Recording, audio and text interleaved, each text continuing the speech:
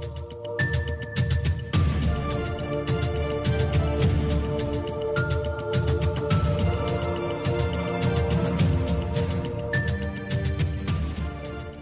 warahmatullahi wabarakatuh.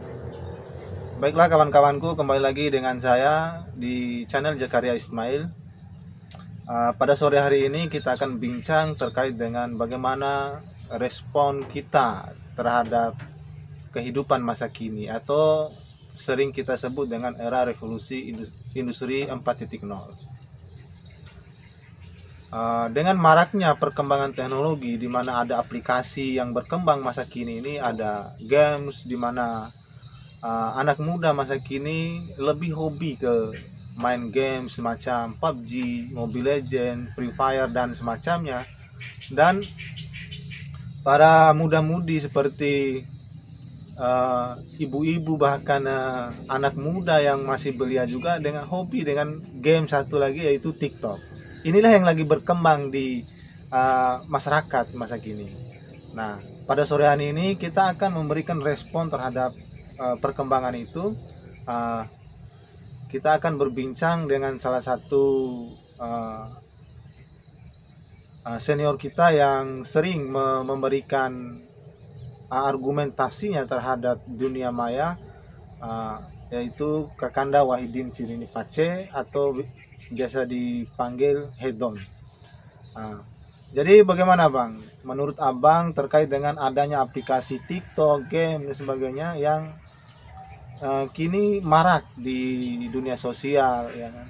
Bahkan membuat generasi jadi malas untuk belajar, malas untuk menghormati sesama dan sebagainya. Mohon penjelasan.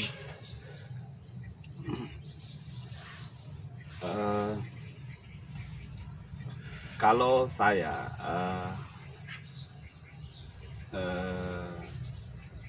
menyikapi atau respon saya secara pribadi kaitan dengan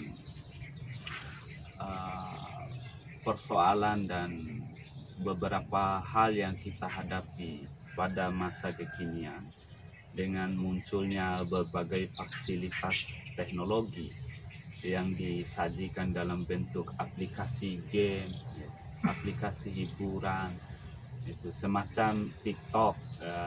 Sebenarnya TikTok ini kalau saya lihat kita harus toleran dalam melihat hadirnya TikTok ini. Jadi cara pandang kita itu tidak monoton pada satu arah atau satu sisi yang kita sebut negatifnya. Jadi kita juga harus lihat ke hal-hal positifnya gitu. Karena begini, persoalan yang kita hadapi ini itu menyangkut kesiapan kita secara pribadi saja. Jadi kesiapan kita dalam menerima perkembangan zaman, perkembangan teknologi itu akan dikembalikan pada sikap kita secara personal, sikap kita secara individual gitu. Bagaimana kita menerima kehadiran kemajuan teknologi ini itu sangat bergantung, kembali saya tegaskan, sangat bergantung pada sikap kita secara individual gitu. Nah, jadi sikap kita secara individual yang saya ingin tegaskan di sini itu tidak serta-merta bergantung pada sikap apatis kita, bagi yang terima ya, bagi yang tidak ya, bukan itu. Kalau kita lebih ke arah itu, justru ada satu persoalan yang kita abaikan ya. Kalau kita langsung bersikap ada hal-hal positif yang kita abaikan dan ada juga hal-hal negatif yang kita abaikan gitu. Bagi yang menerima itu kemudian tidak pasti punya dasar, itu beralasan. Bagi yang menolak juga ada dasar, masing-masing punya dasar, nah gitu. Menarik ketika bicara persoalan menolak dan menerima ini itu sangat bergantung pada cara pandang orang terhadap sesuatu yang dihadapi itu, cara pandangnya. Bicara cara pandang orang ini itu akan dikembalikan pada uh, faktor pengetahuan yang dimiliki oleh manusia itu sendiri, gitu. Kita akan kembali pada faktor pengetahuan yang dia miliki. Seperti apa bentuk pengetahuannya, ya. Bagaimana kacamata pengetahuannya dalam melihat realitas atau melihat hal-hal yang baru yang dihadapi, inilah yang akan menggiring tindakannya, ya. Itu yang akan mempengaruhi cara dia bertindak, yang akan mempengaruhi sikapnya, yang akan mempengaruhi pilihan, sehingga dia menentukan itu sangat bergantung pada pengetahuannya, gitu. Nah, terlepas dari itu, ya kan, kita juga harus melihat bahwa sisi kebutuhan manusia terhadap sesuatu yang ditawarkan itu, gitu. Nah, ada juga yang melihat bahwa TikTok ini sisi positifnya bahwa dia sebagai aplikasi yang memudahkan manusia untuk menampilkan satu ekspresi dalam bentuk video, ya. Gitu. Jadi satu ekspresi dalam bentuk video ini yang bisa kemudian video itu didesain dalam berbagai bentuk, dipoles dalam berbagai hal, sehingga video itu kesannya menarik dan disukai oleh orang, gitu. Nah, ini sisi positifnya. Justru kita lebih cepat menyebarluaskan informasi yang bersifat pengetahuan, atau justru memberitahukan pada orang lain, ya kan, tentang bagaimana aktivitas yang kita lakukan, bagaimana hobi kita itu kemudian diinterpretasikan dalam bentuk video yang kita harus sampaikan pada yang lain. Ini sisi positif, ya, yang bisa kita juga terima dengan hadirnya aplikasi TikTok. Ini sisi positif, apalagi di kalangan generasi muda, ya kan. TikTok ini sangat familiar, ya, dengan berbagai akses dan kemudahannya memberikan ruang menyebarluaskan aktivitas dalam bentuk video, ya kan? Gitu. Ini salah satu sisi positif. Nah, pada sisi positif sesuatu, kita juga itu terselip sisi negatif sesuatu. Nah, sisi negatifnya yang saya lihat pada TikTok ini menurut saya, ya kan, saya lebih melihat pada sisi negatif. Yang pertama, akhir-akhir ini selama saya ikuti aplikasi TikTok ini, ya kan, kebanyakan pengguna TikTok ini adalah perempuan, ya, kaum betul. Perempuan, gitu. Jadi pada dasarnya perempuan ini identik dengan pribadi yang lembut, gitu, pribadi yang tertutup, atau yang pribadi-pribadi yang malu lah, gitu. Nah, di TikTok ini, ya kan, seolah-olah pribadi-pribadi perempuan, hal-hal yang bersifat privasi pada perempuan itu tidak lagi menjadi hal yang tabu bagi perempuan. Jadi lewat aplikasi TikTok ini, jadi perempuan itu seolah-olah tidak lagi punya malu, tidak ada lagi rasa malu, atau tidak ada lagi hal-hal yang privasi.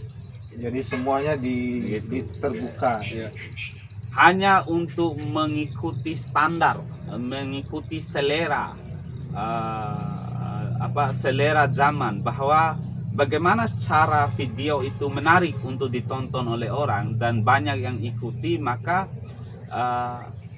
video yang disajikan di aplikasi TikTok itu yang saya lihat bagi kaum perempuan ini, bagaimana video itu harus sedemikian rupa, harus menarik, ya kan? Supaya gitu, sehingga hal-hal yang privasi, gitu, hal-hal yang tidak lagi sewajarnya, atau yang dalam batas etika, moral dan kemanusiaan itu telah dilampaui demi memenuhi kebutuhan teknologi. kebutuhan teknologi yang dimaksud itu supaya banyak yang minat video itu. Nah, dari hal-hal yang begini juga TikTok ini kemudian merasuki pikiran laki-laki juga ya. Karena di TikTok ini sering disajikan perempuan-perempuan yang kemudian sikapnya terbuka dalam video. Nah, makanya laki-laki saya melihat laki-laki itu lebih memilih aplikasi, menginstal aplikasi TikTok itu tujuannya lebih banyak orientasi dia menggunakan TikTok untuk mengakses video-video perempuan itu. Gitu. Jadi secara negatif TikTok ini sebenarnya ya kan menjauhkan manusia dari nilai ketauhidan, nilai religius dan nilai kemanusiaan. Bahkan yang lebih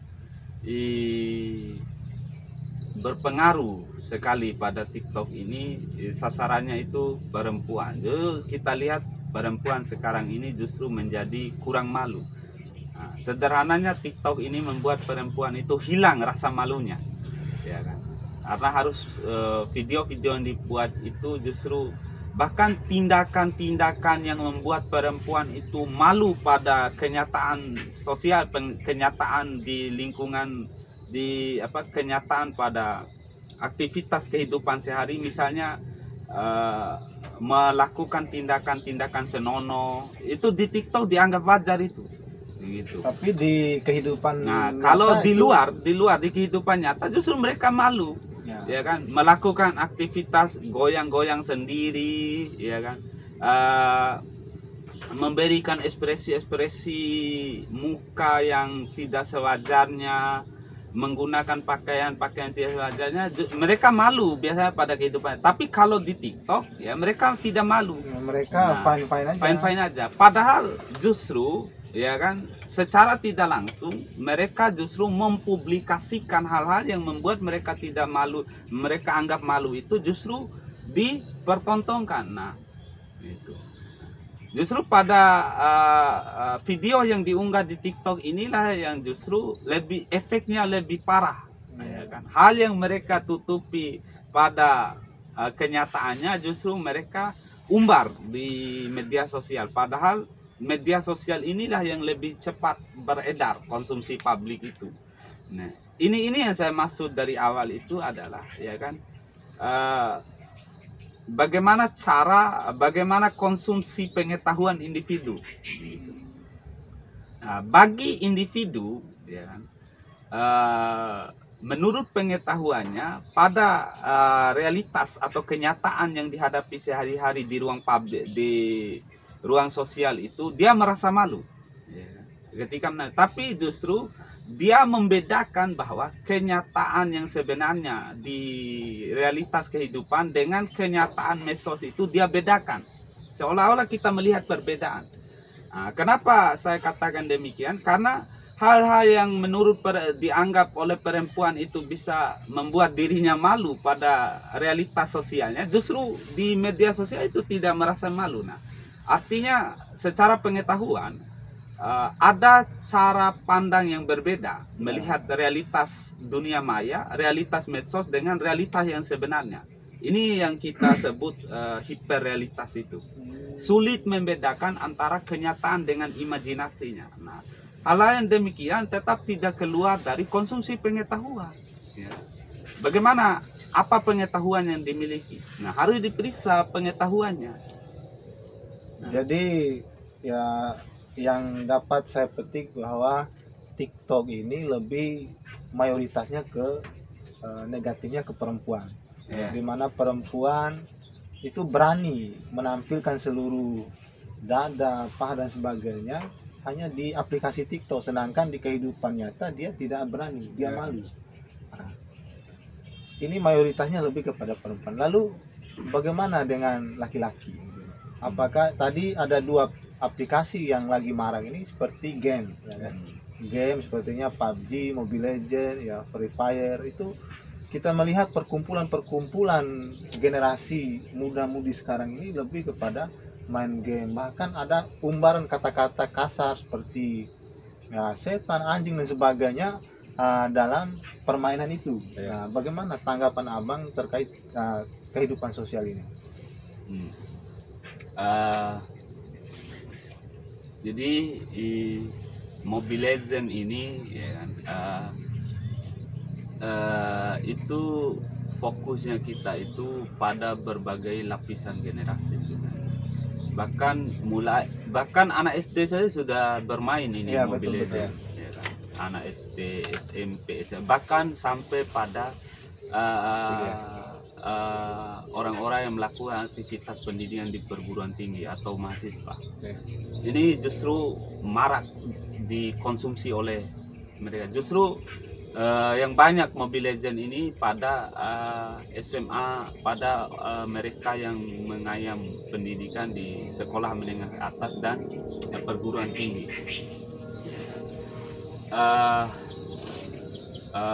Secara teoritis saya ingin sampaikan dulu bahwa salah satu tokoh akademisi Abdul Rizal Salah itu pernah mengatakan begini, jika ingin menghancurkan bangsa dan negara, hancurkanlah pemuda dan mahasiswanya. Ya, itu dengan cara bawa mereka ke kehidupan yang serba instan. Bagaimana suguhkan mereka dengan hal-hal yang membuat waktu mereka terkuras dan aktivitas mereka itu tidak lagi terkooptasi atau terkontaminasi pada hal-hal yang lebih bermanfaat untuk bangsa dan negara atau generasi selanjutnya. Nah, itu. Nah, kalau kita lihat Mobile Legends, jadi persentase penggunaan game ini itu 90% dimainkan oleh laki-laki dan 10% sisanya perempuan. Ada juga perempuan yang mainkan, gitu. Secara sisi positifnya itu kita bisa lihat pada pada akses ekonomi. Pada akses ekonomi negara, bahkan Presiden Jokowi sendiri ya kan lebih tertarik mengelola game online ini ya kan untuk mendobrak ya kan pendapatan ekonomi negara itu, karena melihat respon pemuda atau generasi itu, game yang banyak di-download itu game online yang banyak di-download itu Mobile Legends. Nah, salah satu keuntungan bagi negara pada jalur ekonomi ketika game ini terus diberikan ruang pada generasi, dan justru saking familiarnya game ini bahkan diadakan kompetisi level nasional dan internasional, bahkan sampai ke tingkat internasional. Itu tidak lain adalah positifnya adalah untuk menarik keuntungan pada aspek ekonomi negara. Nah, jauh dari itu ya kan, kalau kita lihat sisi negatifnya ya gitu. Sisi negatifnya saya tidak mau persoalkan pada aspek ekonomi yang kita sebut ini. Saya tidak mau persoalkan begini, apakah sudah tidak ada cara lain untuk mengakses menopang ekonomi negara, karena akan berefek pada sikap generasi yang, karena ini bisa memicu sikap apatis generasi. Nah, saya tidak mau masuk di pembahasan itu karena ini bukan kita mengkaji tentang negara, kita lebih fokus pada generasinya. Nah, kita lihat gitu. Bahkan dari sisi negatif, game online, aplikasi Mobile Legends ini ya, dengan menyuguhkan beberapa fasilitas atau kemudahan seperti bisa main bareng yang disebut mabar, dan hal-hal yang menantang dalam game ini, ya, hal-hal yang menantang yang cukup seru yang disajikan. Saya pernah menggunakan aplikasi ini sekedar untuk memahami bagaimana aplikasi ini sesungguhnya. Saya sempat, bahkan saya sampai ke level 32 dulu pernah main, dan setelah itu saya hapus gitu, setelah saya pelajari. Nah, berdasarkan pengalaman pribadi saya itu, ya kan, ada beberapa hal yang kemudian membuat saya tidak lagi menarik memainkan gamenya, dan justru hal-hal negatif yang saya hadapi itu saya rangkum dalam beberapa poin pembahasannya. Yang pertama, ya kan, kita tidak lagi tertib memanajemen waktu kita. Iya. Bahkan bisa seharian full, atau seharian full 1 kali 24 jam, atau bahkan semalaman seharian sampai malam kita sibuk dan menghabiskan waktu untuk memainkan game Mobile Legends ini. Karena apa? Karena pengaruh daripada tantangan yang diberikan, Yang ditawarkan oleh game ini, dan beberapa petualangan yang disajikan dalam game mobile ini terus menggiring kita, seolah-olah insting kita itu menyatu dengan game mobile yang mengharuskan kita untuk terus memainkannya, sehingga hal-hal yang bermanfaat di luar di ruang lingkup yang lain itu menjadi hal yang tidak penting bagi kita gitu. Nah, sehingga kebutuhan mengisi data seluler itu hanya untuk menunjang dan memenuhi kebutuhan game ini saja. Tidak lagi kebutuhan data itu, mengisi data seluler itu tidak lagi dijadikan sebagai akses informasi yang penting saja, untuk mengakses informasi-informasi penting semacam perkembangan informasi publik gitu, hal-hal terbaru yang berhubungan dengan dunia pengetahuan, dunia pendidikan, ekonomi, bisnis dan lain-lain. Tidak lagi begitu, ya kan? Jadi hanya untuk menunjang kebutuhan game ini kita mengisi data seluler.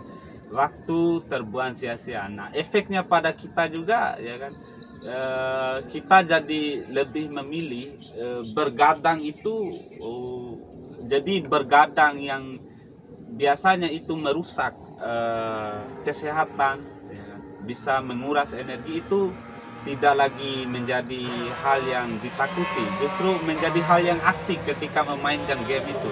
Bergadang itu menjadi asik ketika memainkan game itu. Itu. Di sisi lain, Mobile Legends ini juga membuat kita semakin tidak beretika dalam berkomunikasi. Kita tidak beretika dalam berkomunikasi. Maksudnya begini, ya kan? Kenal atau tidak kenal, ya kan, ketika kita memainkan game Mobile Legends itu secara bersamaan, atau yang dikenal dengan istilah mabar itu, memang itu. Jadi komunikasi kita di aplikasi game itu tidak ada lagi yang, maksudnya tidak ada lagi yang kecil, tidak ada lagi yang besar. Nah, semua disapa sama gitu. Bahkan kita justru sering mengeluarkan kata-kata kasar karena emosi gitu. Nah, oke, pada sisi positifnya justru orang akan memahami bahwa mengajarkan kekompakan. Nah, padahal kekompakan itu bukan itu. Kekompakan itu jauh dari yang dipahami seperti itu. Saya tidak melihat kekompakan itu seperti itu, tidak. Nah, gitu. Makanya tadi, ya kan, menghormati yang lebih umur, menghargai, tidak ada dalam komunikasi game online itu. Semuanya disapa sama saja, bahkan dengan kata bro, cu gitu. Jadi dari paparan abang tadi, semua lebih menarik begini. Ada hal lain yang ingin dimainkan dalam setiap aplikasi yang dimunculkan oleh dunia. Maksudnya, apakah aplikasi ini sengaja dibuat untuk merampas pikiran generasi bangsa ini, atau agar tidak belajar lagi pengetahuan, tidak lagi peduli dengan religius, tidak lagi peduli dengan kemanusiaan, ataukah game ini hanya sebatas untuk hiburan semata?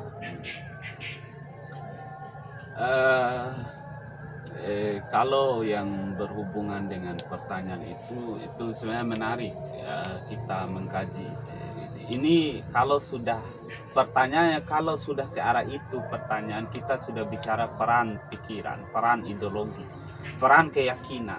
Jadi beberapa hal itu kemudian bisa dipakai untuk menghancurkan yang namanya kemanusiaan ini ya. Sederhananya yang ingin kita bahasakan kalau pertanyaan itu disikapi, Mobile Legends ini kan menghancurkan kemanusiaan sebenarnya ya kan, karena dari cara yang ditawarkan atau dari beberapa kebiasaan yang kita amati bagi mereka yang main game ini ya kan. Yang pertama yang muncul dalam pribadi seseorang yang hobi memainkan game ini, yang ada sikap apatis, masa bodoh terhadap sesuatu ya kan, malas untuk melakukan aktivitas yang lain ya. Jadi kebanyakan waktu itu dipakai untuk main game. Nah, efeknya adalah ya kan,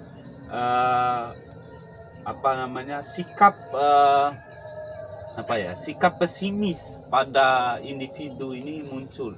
Jadi mereka tidak mau lagi berbicara atau membahas hal-hal yang lebih penting, membekali pikiran ini dengan hal-hal yang lebih bermanfaat ya kan?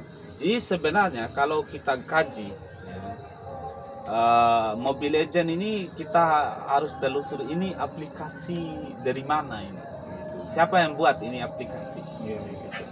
Nah, siapa yang buat aplikasi ini yang harus kita perhatikan. Nah, jauh dari itu justru ini kemudian memicu semangat individu atau semangat pribadi. Bahkan ada filmnya, ini pernah difilmkan ya. Saya pernah nonton film ini, entah apa judulnya kemarin itu. Ini pernah difilmkan game Mobile Legends ini. Karena dari film itu, karena keseringan main mabar, salah satu pemain di game itu dijebak, sehingga dia menjadi tersangka, baru dituduh melakukan pembunuhan. Nah, oleh teman-teman yang lain itu di film itu diceritakan oleh teman-teman yang lain yang tidak lagi melihat tokoh teman yang bermain ini, curiga kemana dia ini ya kan, karena biasanya sering main mabar ya gitu. Jadi pernah di film seolah-olah kehidupan nyatanya ini ya kan ditempuh dan dihadapi, diuji coba di kehidupan nyata, bagaimana cara menghadapi musuh ya. Seperti yang dimainkan di game itu, di game online itu mereka praktekkan di kehidupan luar, itu difilmkan ya. Ada filmnya ya kan? Ada filmnya itu, cuman saya lupa saja judulnya. Ada yang pernah kita nonton di post kemarin, itu film yang menceritakan tentang dua game, Counter Strike dan Mobile Legends gitu.